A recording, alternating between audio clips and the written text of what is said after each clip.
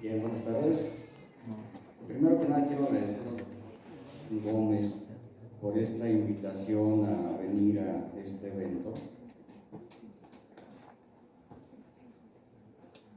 A Badín lo conocí cuando estuvo en México, en el departamento de química donde yo trabajo, y pude ver pues el gran entusiasmo que tuvo para, digamos, no nomás para su trabajo, sino también para, de alguna manera, apoyar el desarrollo de la ciencia en este país, en el área de trabajo.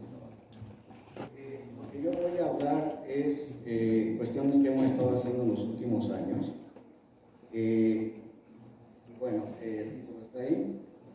Quiero nada más comentar que yo, por ejemplo, la Universidad Autónoma de México es una universidad relativamente nueva, tiene 45 años y tenemos del orden de 55,000 estudiantes localizados en 5 unidades de la Ciudad de México. 4 en la Ciudad de México y 1 en el Estado de México, que es vecino de la Ciudad de México. En México la simulación molecular, pues digamos, ha tenido un crecimiento bastante razonable en los últimos años. Hay un comité nacional que, digamos, hemos podido consolidar en 2 reuniones durante el año. Una de ellas es, digamos, el taller de dinámica molecular, que en los últimos 3-4 años se ha llevado a cabo en la ciudad de Cuernavaca, Morelos, y el organizador principal ha sido el doctor Humberto Sain Martín, que se encuentra con nosotros. Y en este taller tenemos diferentes niveles de cursos. Y el segundo evento es el evento un evento internacional denominado Meeting on Molecular Simulations. Tenemos 11 años de organizarlo de manera consecutiva. Se han dado cursos y conferencias. Tenemos una sesión de pósters que en los últimos 4 años ha sido patrocinado por la revista de JCTC para premiar a los mejores 3 pósters con $250 cada uno. Y en el año 2012 se publicó un volumen especial con la cuestión del Journal of Molecular Liquids, con la información generada en el evento. Quisiera agradecerle a Badín también el que me haya invitado para, digamos, poder pues platicar y conocer los avances que los colegas en el campo están haciendo, pero en particular porque 4 de los ponentes aquí han trabajado de alguna manera con nosotros, ¿no? Trata del doctor Humberto Sain Martín, que ustedes lo conocen, a la doctora Arlette Méndez, el doctor en la mañana,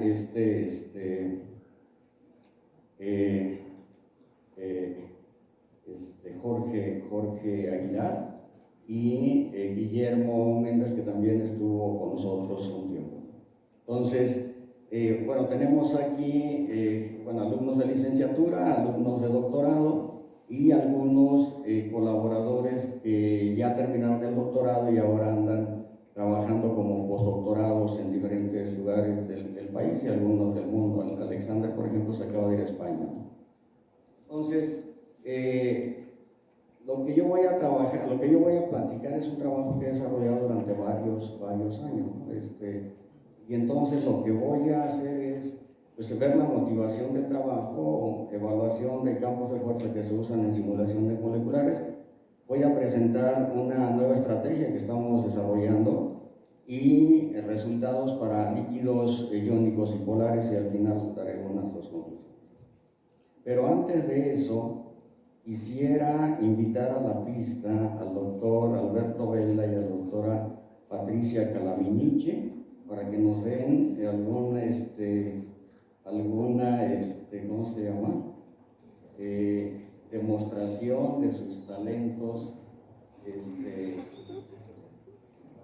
dancísticos de la, ¿cómo se llama? A ver, ¿qué pasó con él?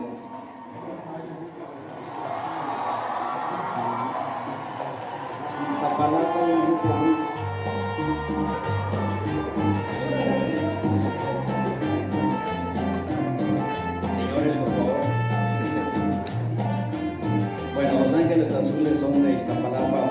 Ok. Bueno. Muy bien. Bueno, quedaron que iban a bailar, pero no se animaron. Miren, la cuestión está en que, digamos, en este campo, la simulación molecular, yo creo que hagamos tres tipos de usuarios, tres tipos de gente que desarrollamos metodología y campos, digamos, de fuerza, y otros que son usuarios. El problema de ser usuario es que una vez que uno quiere estudiar un fenómeno y no puede resolverlo con los campos de fuerza que existen fijados, pues uno tiene que meterse a tratar de modificarlos, pero eso pues no es nada elemental. Entonces, la motivación del trabajo es desarrollar solventes para diferentes aplicaciones en el ámbito de la salud, de la energía, del medio ambiente y otros, ¿no? Lo que quiero decir aquí es que la mayor parte del trabajo que se desarrolla en los laboratorios son trabajos, digamos, basados en el ensayo y en el error. Me late que va por aquí, me late que va por acá, mi feeling es que va por aquí, y muchas veces esos sentimientos no funcionan. Entonces, esta metodología de simulación molecular ha creado mucha expectativa porque de alguna manera se piensa que puede apoyar a resolver muchos de estos problemas que son muchos de ellos de tipo tecnológico. Entonces, por ejemplo, se sabe que del orden del 90% de los fármacos se quedan en los laboratorios debido a problemas de la solubilidad en agua. Si uno se traga una pastilla y no es soluble en agua, digo yo, es como si se tragara una canica. Simplemente el cuerpo no se entera que se traga un medicamento. Hay otro tipo de problemas, por ejemplo, en el caso del aceite y el diésel, del petróleo y el diésel, hay contaminantes que afectan la salud o bien los convertidores catalíticos. Entonces, el desarrollo de solventes para extraer estos contaminantes, pues es una cuestión muy importante. Se acaba de hablar de compuestos aromáticos, el compuesto, digamos, más sencillo contaminante es el benceno, justamente, y resulta que si se va al medio ambiente, pues es cancerígeno, ¿no? Entonces, hay un esfuerzo importante por tratar de separarlo, ¿no? En la cuestión de las baterías de litio, el desarrollo también de nuevos electrolitos, es un campo de muchísima actividad para tratar de mejorar la conductividad iónica, la viscosidad y que sean menos reactivos. Ustedes saben que en algunos casos, en algunas épocas, han prohibido el entrar con algunos tipos de teléfonos celulares a los aviones justamente porque se empezaron a quemar. Entonces, el desarrollo de solventes es un área de muchísima actividad y con lo que estamos haciendo nosotros creemos que podemos aportar en esa dirección. En cuanto a la soledad de fármacos, por ejemplo, hay diferentes alternativas que la gente está probando en los laboratorios. Uno de ellos es lo que le llaman cocristales. Es un cristal compuesto de dos componentes químicos, enlazados principalmente por puentes de hidrógeno. Aquí no hay reacción química en general, son puras interacciones de tipo electrostática, lo cual para nosotros es muy bueno porque las metodologías que usamos no usan reactividad química, ¿eh? Entonces, hay diferentes tipos de compuestos y aquí, por ejemplo, pongo uno de ellos. La piracina es una molécula, digamos, que es, como pongo por aquí, altamente soluble en agua. Y la nifedipina es una molécula que se disuelve muy poco en agua. Entonces la idea es, por ejemplo, este es un cocristal. Si ustedes ven aquí esta molécula, la pueden ubicar aquí, o sea, forma como hileras. Y entre esas dos hileras de piracina se encuentra la molécula del fármaco.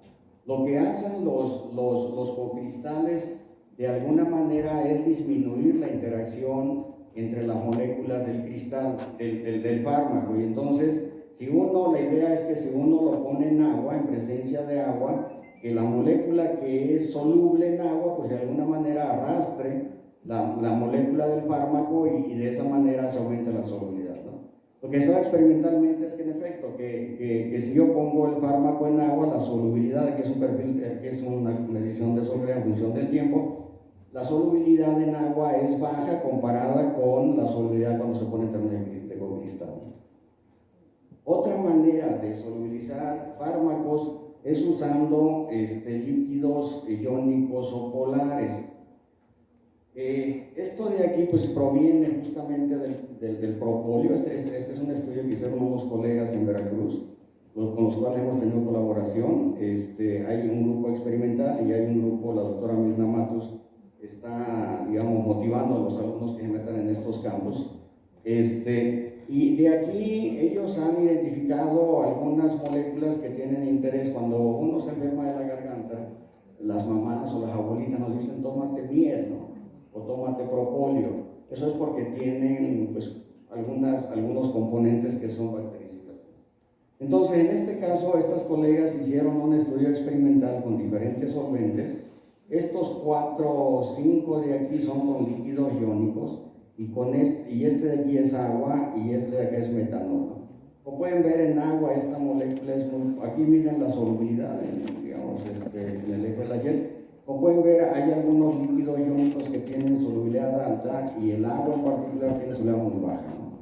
Entonces, este tipo de moléculas son sólidas en general, lo cual hace, digamos, complicado el estudio de simulación porque en general vamos a ver que la parte de parametrizar se orienta principalmente en fase líquida y no sólida, ¿no? Entonces, en nuestra metodología lo que estamos haciendo es agarrar los grupos funcionales de estas moléculas y resulta que muchos de ellos son líquidos o bien son solubles en agua, y entonces podemos justamente mejorar su cuestión de interacción, ¿no? Otra manera, bueno, es el líquido, yo por ejemplo aquí lo que les decía, esta molécula que se llama pinovancina, no es soluble en agua ni en líquidos iónicos usando los campos de fuerza que se conocen para hacer simulaciones numéricas. Entonces, si yo quiero extraer usando estos líquidos digamos, si quiero solubilizar esto, pues no puedo porque de entrada no es soluble, ¿no? Entonces, ¿qué es lo que falla aquí? Pues lo que falla son los campos de fuerza.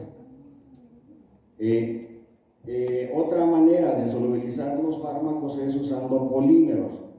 Aquí conocemos un colega que trabaja en la Universidad de Purdue.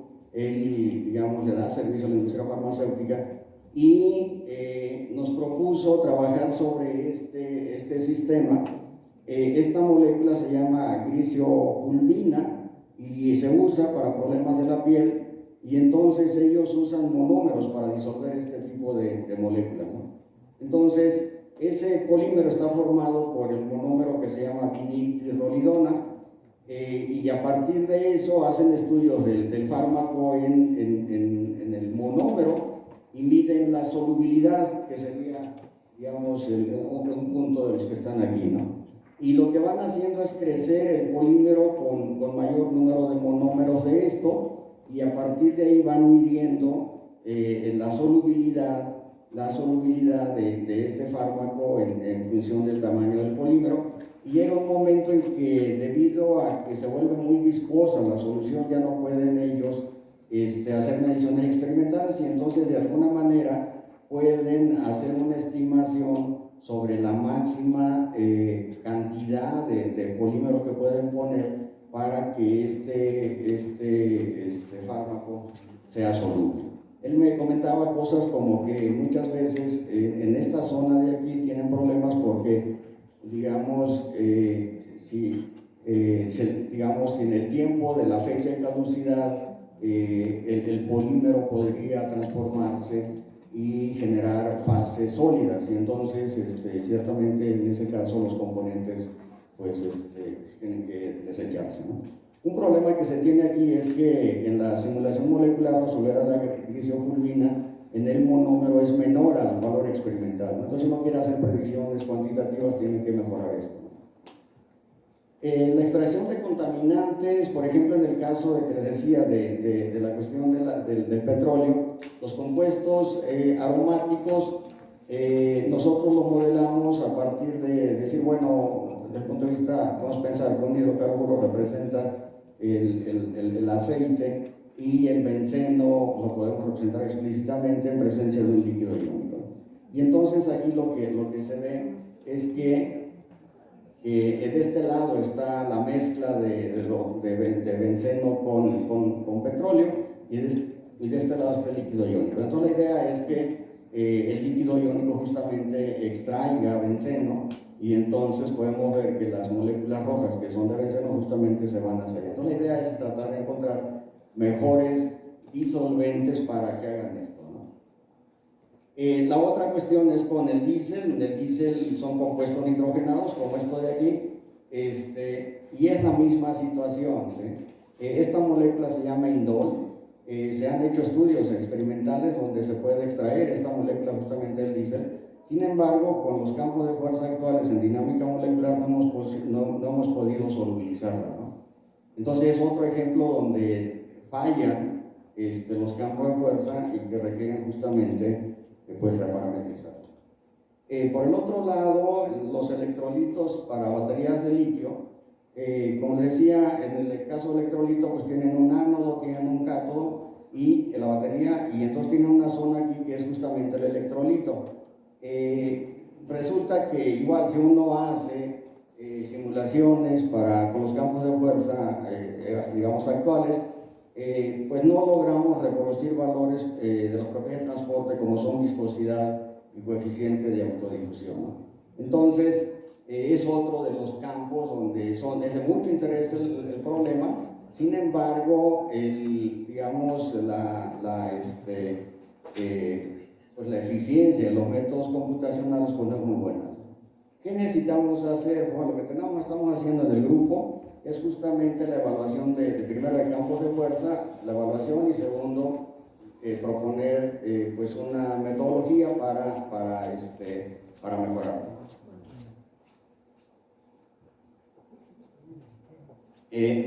Los campos de fuerza son ecuaciones que se les inyectan muchos parámetros.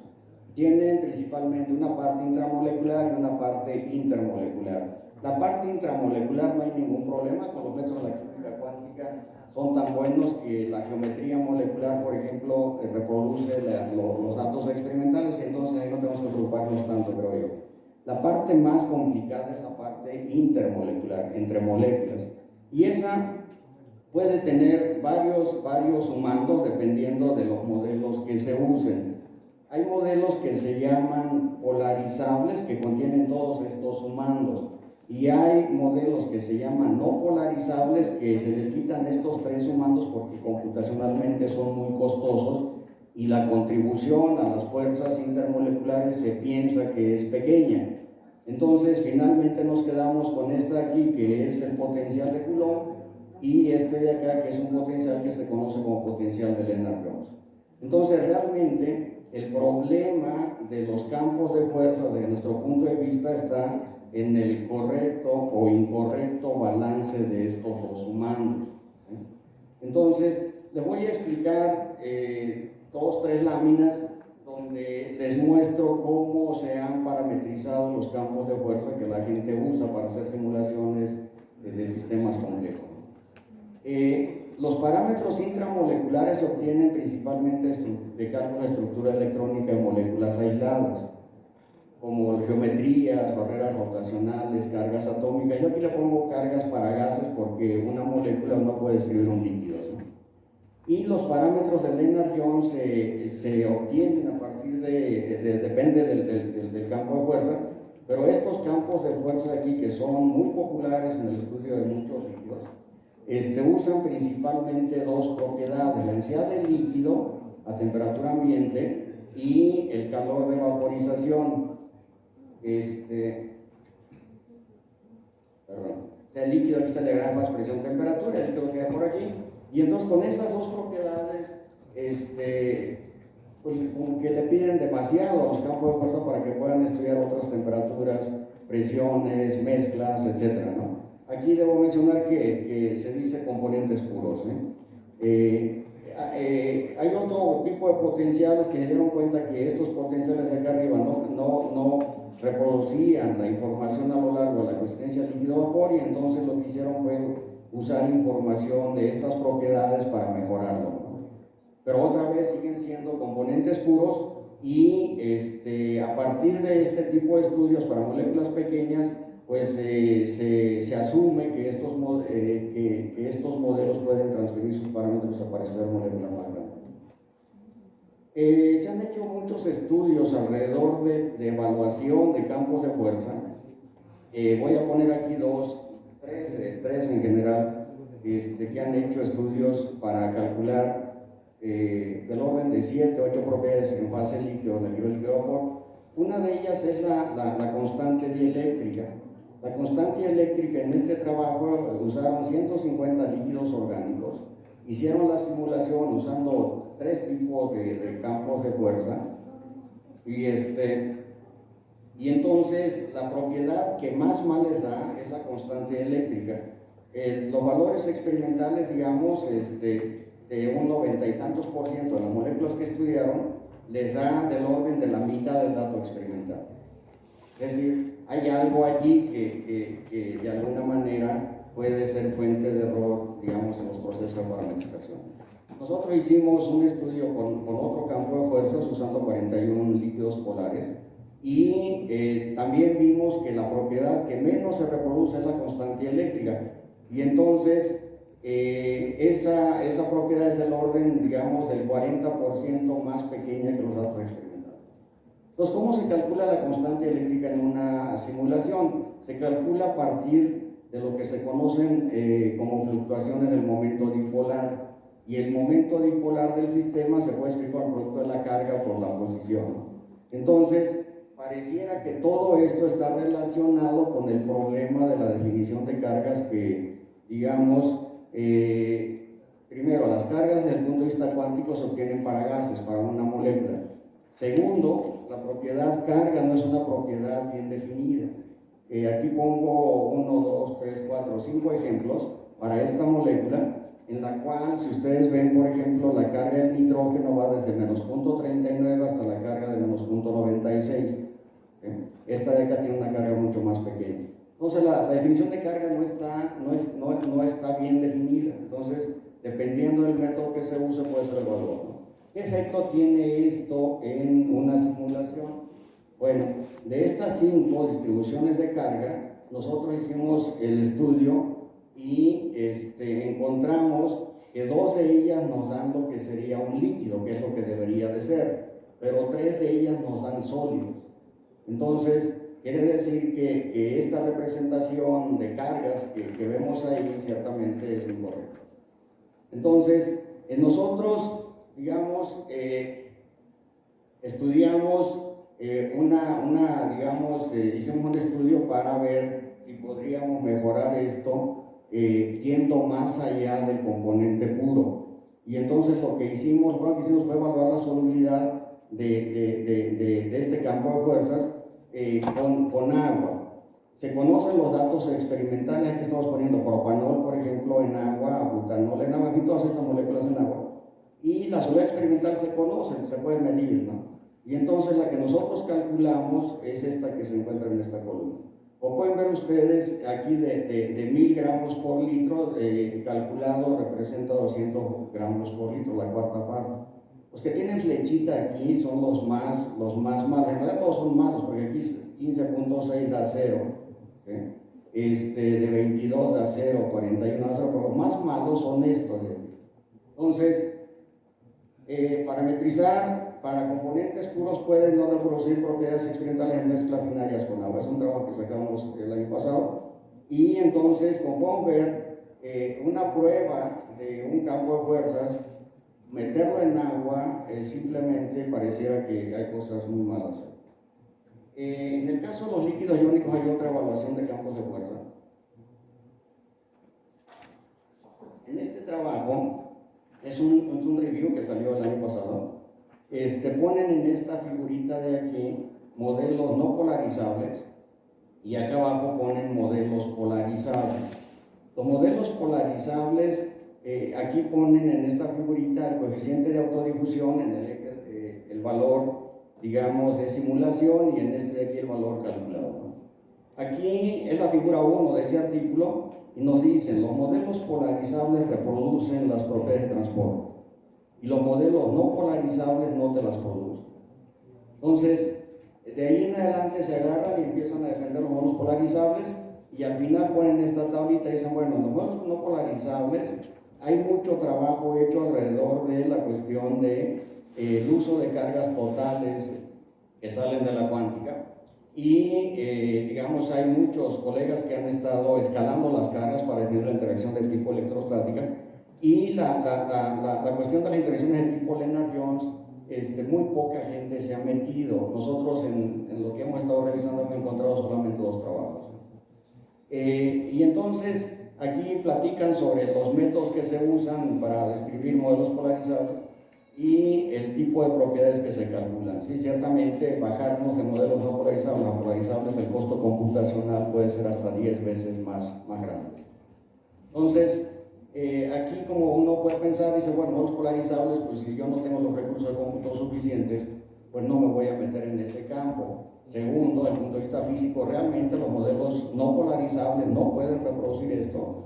Nosotros no somos de esa corriente, nosotros creemos que no se ha explorado suficiente y entonces les voy a mostrar unos resultados que muestran que justamente sí podemos pasar muchos de estos puntos para acá. La nueva estrategia, voy a ir muy rápido, pero la nueva estrategia consiste en 3 partes, ¿no? La voy a poner en 3 partes. La primera parte es un procedimiento que publicamos hace ya varios años, 5 años, donde pudimos relacionar propiedades experimentales con parámetros intermoleculares. Este método después lo bautizamos como Three Steps Systematic Parameterization Procedure.